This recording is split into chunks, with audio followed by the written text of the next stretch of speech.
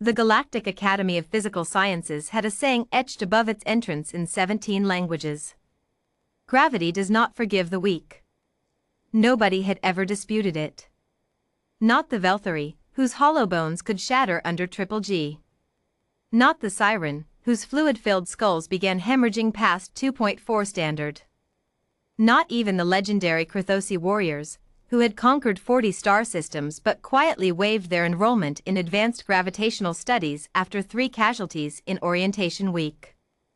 Class 10, Extreme Gravitational Survival and Biomechanical Adaptation, had a completion rate of 11% across all enrolled species. The room itself was a monument to ambition and failure, a circular training chamber aboard Station Helix 9, capable of generating up to 12 times standard galactic gravity, lined with impact padding that bore the imprints of bodies that had hit it far too fast. Instructor Raxer was the one who ran it. He was Thraxian, 8 limbs, distributed nervous system, a skeletal framework that worked with gravity rather than against it. His species had evolved on a world with 4.7 standard G. Class 10 was not a challenge for Raxer. It was a passion. He had taught the course for 19 galactic years and had stopped feeling sorry for the students who failed. Sympathy, he had concluded, was a distraction. The laws of physics were not impressed by feelings. On the morning the new session began, Raxer stood at his lectern reviewing enrollment files. 11 students this cycle. 9 species represented. Expected survival rate, 12%, maybe 14% if the Grendashi twins turned out to be as resilient as their biometrics suggested. Then he reached the last file. Species, human. Homeworld, Earth, Sol 3. Designation, Deathworld Class 7. He paused. He read it again. Class 7 Deathworld. That was unusual. Most Academy students came from Class 1 through Class 3 planets. Comfortable worlds. Safe worlds. Worlds where evolution had selected for intelligence and social cooperation rather than, say, surviving. He pulled up Earth's profile.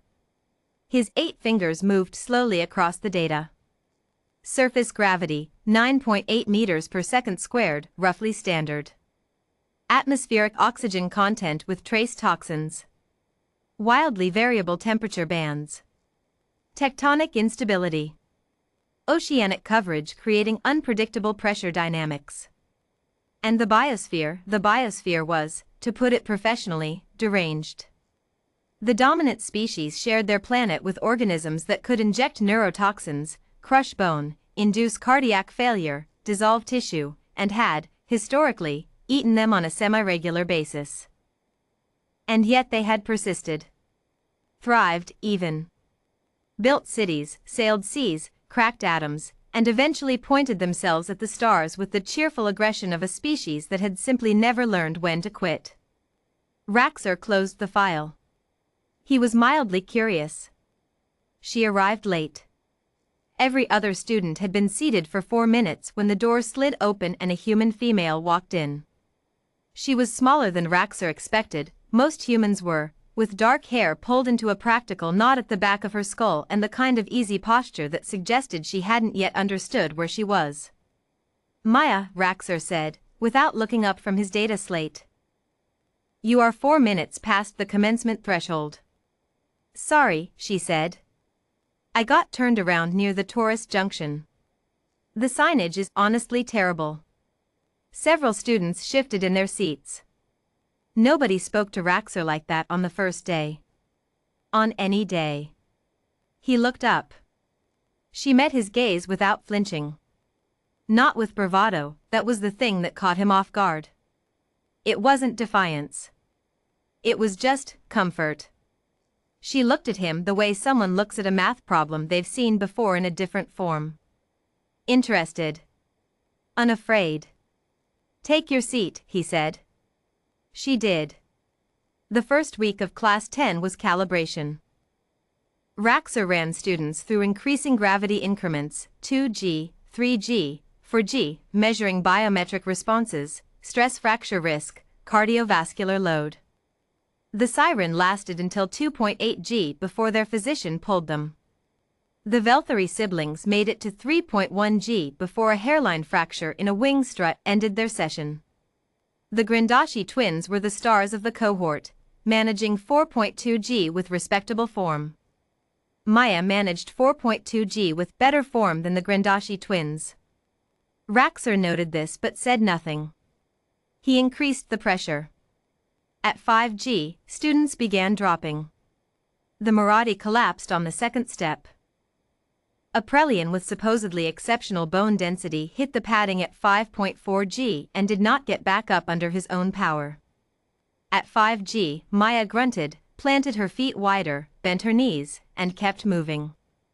She wasn't graceful. Human biology under high gravity looked imprecise. Every movement required visible effort. She sweated in quantities that made the Thraxian students uncomfortable. She breathed in a way that sounded almost painful. Her face went a color that, in most species, would indicate imminent organ failure. But she didn't stop. Raxer crossed the chamber floor, which required no effort from him whatsoever, and stood beside her. "Your cardiovascular readings are elevated beyond safe parameters," he said. "They always look like that," she said, through her teeth. "Humans run hot. You are at 5 standard G." "I know." She took another step. "Earth roller derby, I used to train in weighted suits. This feels like a bad week, not a death sentence." Raxer said nothing.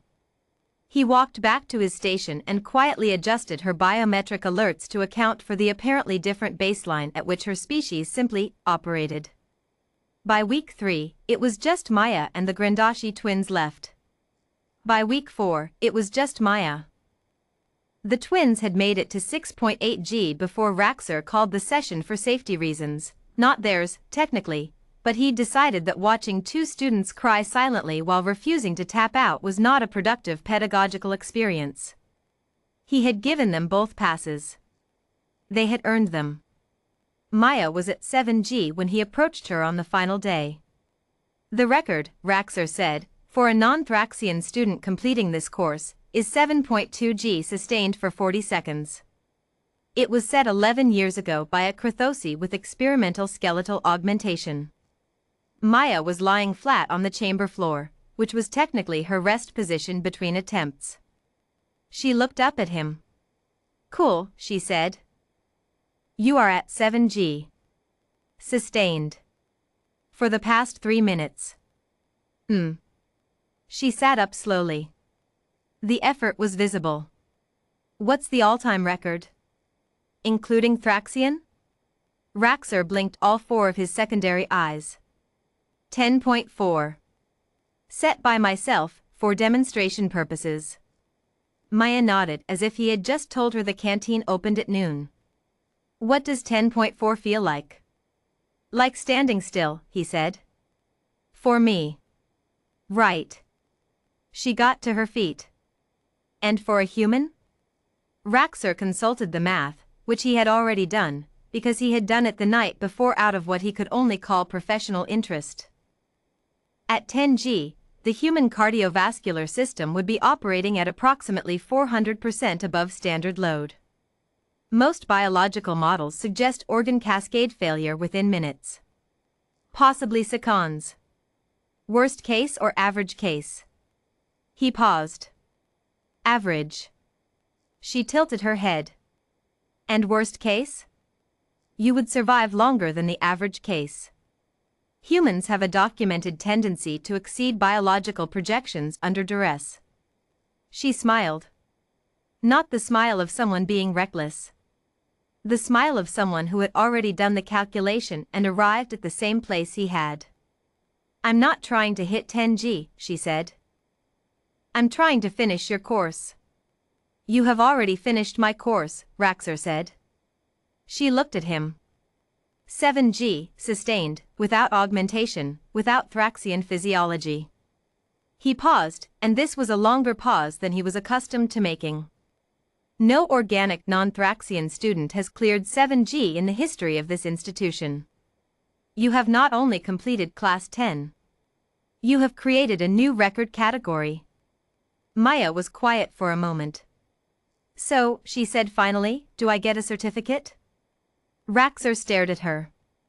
Then, slowly, something shifted in his expression, something that, on a human face, might have been called the beginning of a smile. I will personally commission one, he said. I will also be revising my curriculum to include a section on Deathworld biology. She raised an eyebrow. Yeah? Your species, he said carefully, appears to have developed several adaptations that our standard gravity models did not account for. I intend to understand why. Maya picked up her water canister and drank deeply, the way people do after surviving something rather than after winning something. Then she glanced up at the motto still glowing on the chamber wall. Gravity does not forgive the weak. Maybe, she said, you should update that. Raxor looked at the sign. Then at her. Then, for the first time in 19 years of instruction, he reached for the controls. The text blinked off. He left it blank. Some lessons, he had decided, were worth rewriting.